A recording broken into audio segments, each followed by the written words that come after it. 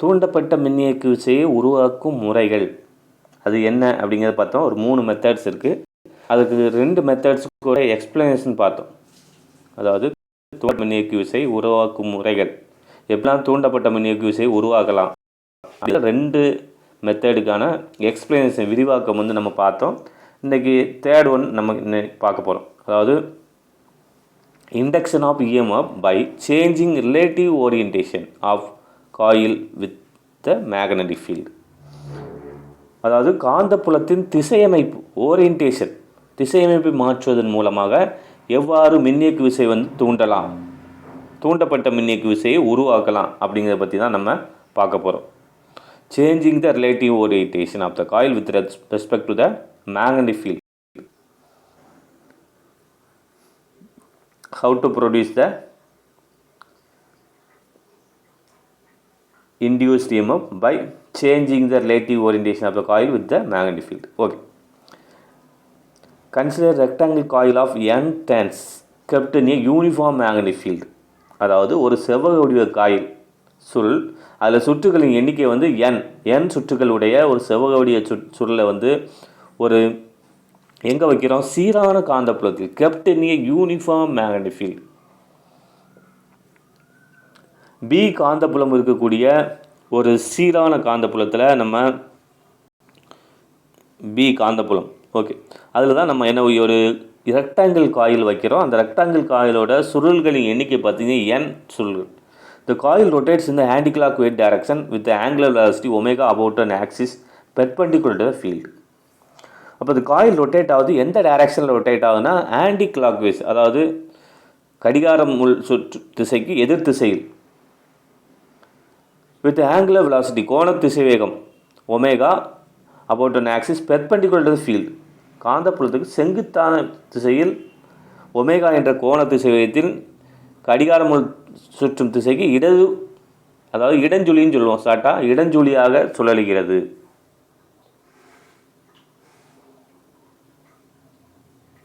At a time 0 ங்கிறது starting time. The plane of the coil is perpendicular to the field and flux linked with the coil it is maximum value.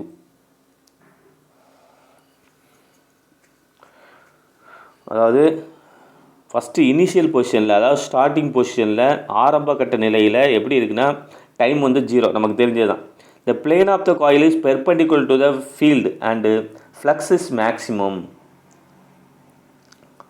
அதாவது theta, அதாவது plane of coil பெர்பெண்டிகுலர்னு சொல்லியிருக்காங்க. அப்போ theta வந்து நம்ம எப்படி consider பண்ணுவோம், magnetic ஃபீல்டுக்கும் அந்த பிளேன் ஆஃப் காயிலோட பெர்பெண்டிகுலருக்கும் இடையில உள்ள ஆங்கிள் தான் கன்சிடர் பண்ணுவோம். அப்போ அந்த ஆங்கிள் பார்த்திங்கன்னா 0 வரும். நமக்கு ஆங்கிள் வந்து omega t is equal to 0. First கண்டிஷனில் ஒமேகா டி பார்த்திங்கன்னா 0. இப்போ தீட்டா 0, காஸ் 0 வந்து நமக்கு 1ன்னு தெரியும். காஸ் 0 அதாவது πm is equal to PA cos தீட்டான்னு படிச்சிருப்போம். அப்போ காஸ் 0 வந்து நமக்கு 1. ஸோ அப்போ நமக்கு மேக்ஸிமம் வேல்யூ கிடைக்கும். ஃப்ளக்ஸ் வந்து maximum value in a time t second. ஒரு குறிப்பிட்ட நேரத்துக்கு அப்புறமா அந்த coil is rotated through an angle. ஒரு குறிப்பிட்ட நேரத்தில் என்ன ஆகுது, எவ்வளோ ஆங்கிள் ரொட்டேட் ஆகுதுன்னா தீட்டாங்கிற ஆங்கிள் ரொட்டேட் ஆகுது. எந்த டைரக்ஷனில், ஆன்டி கிளாக் வைஸ் டைரக்ஷன், இடஞ்சுழியாக ரொட்டேட் ஆகுது. In this position, flux linked with πm cos omega t, the component of πm normal to the plane of the coil. அதாவது பிளேன் ஆஃப் காயிலுக்கும் அந்த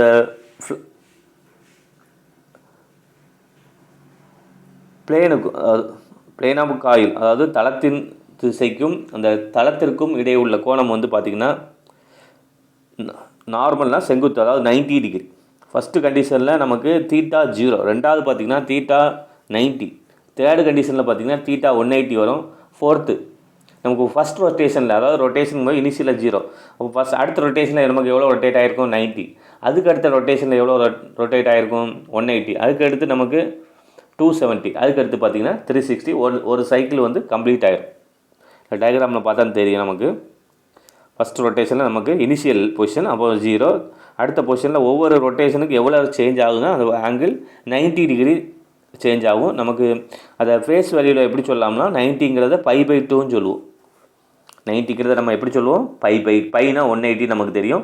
அப்போ இப்போ 180ல் பாதி நமக்கு 90. ஓகே, அடுத்து தேர்ட் பொசிஷனில் வந்து ஒமேகா டி = பை. அடுத்து பார்த்தீங்கன்னா 3π/2. 3π/2ங்கிறது நமக்கு எவ்வளோன்னு தெரியும், 270. அடுத்து பார்த்தீங்கன்னா ஒமேகா டி = 2π. 2πங்கிறது 360. ஒரு ரொட்டேஷன் கம்ப்ளீட் ஆகிட்டு.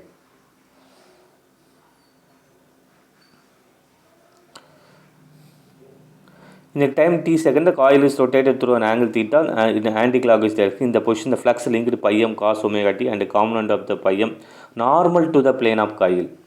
The component parallel to the plane has no role in the electromagnetic induction. Therefore, the flux linkage at the deflector position. N pi b is equal to N pi m cos omega 2. According to Faraday's law, the EMF induced at that time, at that instant. நம்ம lens லாவில் படிச்சிருக்கோம் இந்த formula. அது மட்டும் இல்லாமல் Faraday's law of electromagnetic இண்டக்ஷனில் இந்த formula படிச்சிருக்கோம். இந்த negative side எதை இண்டிகேட் பண்ணுது அப்படிங்கிறத நம்ம ஆல்ரெடி சொன்னோம். இருந்தாலும் இப்போ பார்த்தோம், negative side indicates the direction of induced current. அந்த எதிர்குறியானது தூண்டப்பட்ட மின்னோட்டத்தின் திசையை குறிக்கிறது. அப்போ ψ = -d/dt of n pi b. இப்போ பை பியோட நமக்கு வேல்யூ தெரியும், πm cos omega t. πm cos omega t. Next பார்த்தீங்கன்னா n πm எடுத்துடலாம். Next d/dt of cos omega t.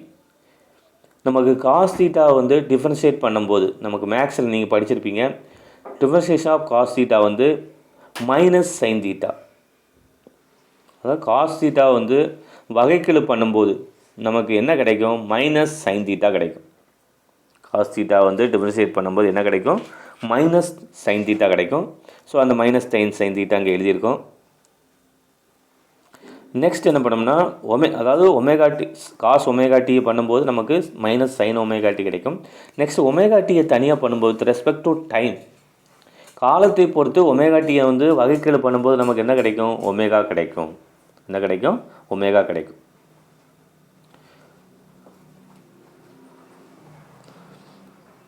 Next பார்த்தீங்கன்னா இதில் இருக்கக்கூடிய மைனஸ் சைன், ஆல்ரெடி நமக்கு ஃபார்முலாவில் ஒரு மைனஸ் சைன் இருக்குது. ரெண்டு சேர்ந்து என்ன ஆயிரும்னா ப்ளஸ் ஆயிரும் ஃபைனலாக. அப்போ n πm omega sine omega t. n πm omega sine omega t. Okay, when the coil is rotated through 90 from the initial position. Initial பொசிஷன்லேருந்து காயில் என்ன ஆகிருக்கு, நமக்கு 90 டிகிரி ரொட்டேட் ஆகிருக்கு. So sine omega t = 1. Then the maximum value of the induced EMF. Maximum value of the induced EMF. இப்போ m = sine 90 நமக்கு 1ன்னு தெரியும். n m omega. m = NBA omega. m = NBA omega. Therefore, the value of induced EMF at that instant is then given by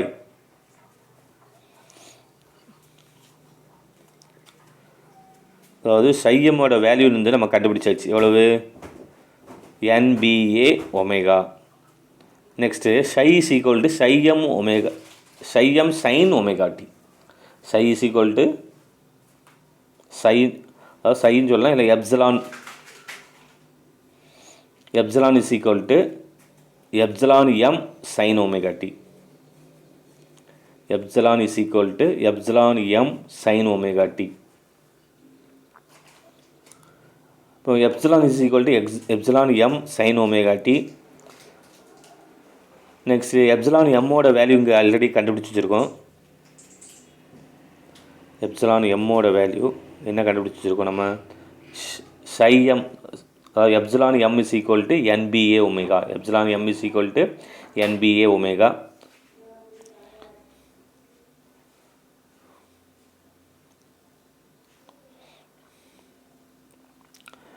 It is seen that the induced EMF varies with sine function of time angle omega t. அப்போ induced EMF எதை பொறுத்து vary ஆகுது, நமக்கு sign ஃபங்க்ஷனை பொறுத்து vary ஆகுது. Flux எதை பொறுத்து நமக்கு வேரி ஆகுதுன்னு பார்த்தீங்கன்னா காஸ் ஃபங்க்ஷனை பொறுத்து நமக்கு வேரி ஆகுது. The graph between induced EMF and time angle for one rotation of the coil will be sine curve and EMF varying in the manner is called sinusoidal EMF or alternating EMF. EMF வந்து எதை பொறுத்து வேல்யூனா sign ஃபங்க்ஷனை பொறுத்து தான் நமக்கு vary ஆகுது. So அதனால் இந்த கிராஃப் நம்ம சைன் ஃபங்க்ஷனை பொறுத்து தான் டிபெண்ட் பண்ணி தான் கிராஃப் வந்து ட்ரா பண்ணுறோம். ஸோ அதனால் நமக்கு என்னென்னா இதை வந்து என்ன இந்த அதாவது இது என்ன கர்வ்னு சொல்கிறோம், சினுசாய்டல் கர்வ்னு சொல்கிறோம். So EMF called sinusoidal EMF alternating EMF. In this alternating EM voltage is given to the closed circuit, a sinusoidally varying current flows in it. This current is called alternating current and is given by. இப்போ current பார்த்தீங்கன்னா EMF பார்த்தீங்கன்னா epsilon is equal to epsilon m sine omega t. இப்போ current பார்த்தீங்கன்னா I is equal to I m sine omega t. Epsilon is equal to epsilon m sine omega t. I is equal to I m sine omega t. I m is the maximum value of the induced current. இப்போ ஐங்கிறது current, எப்சிலான்ங்கிறது induced EMF. Induced current, induced EMF. Okay, இந்த diagram பாருங்கள். Diagram வந்து ரொம்ப ரொம்ப important. டயக்ராமில் வந்து graph வந்து தெளிவாக வரையணும். கிராஃப் எப்படி இருக்குன்னு பாருங்கள். ஆல்ரெடி நம்ம இதில் 3 phase ஏசி ஜென்ரேட்டர் நம்ம ட்ரா பண்ணும்போது அந்த டயக்ராம் வந்து வரைஞ்சிருப்போம், அந்த கிராஃப் வந்து. ஸோ அதே சேம் தான். மேலே இருக்க பொசிஷன் வந்து கரெக்டாக மேட்ச் ஆகிற மாதிரி வரையணும். பாருங்கள்,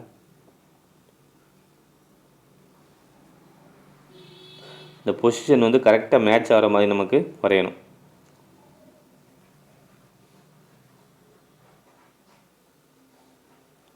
ஒவ்வொரு பொசிஷன் ஃபஸ்ட்டு இனிஷியல் பொசிஷனில் எவ்வளோ 0, அடுத்த பொசிஷனில் பார்த்தீங்கன்னா π/2, அடுத்த தேர்ட் பொசிஷனில் π, அடுத்து ஃபோர்த்து பொசிஷனில் 3π/2, ஃபிஃப்த்துன்னு வந்து ஃபைனல். அது ஒரு ரொட்டேஷன் கம்ப்ளீட் ஆகுது 2π. ஃபஸ்ட் அந்த நமக்கு இஎம்எஃப் எப்படி இருக்குது, இன்டியூஸ்ட் இஎம்எஃப் 0. அடுத்து பார்த்திங்கன்னா எப்சிலான் எம். அடுத்து பார்த்திங்கன்னா தேர்ட் பொசிஷனில் 2, அதாவது 180 sin 180 நமக்கு 0 கிடைக்கும். அப்போ எப்சிலான் இஸ் ஈக்குவல் டு 0.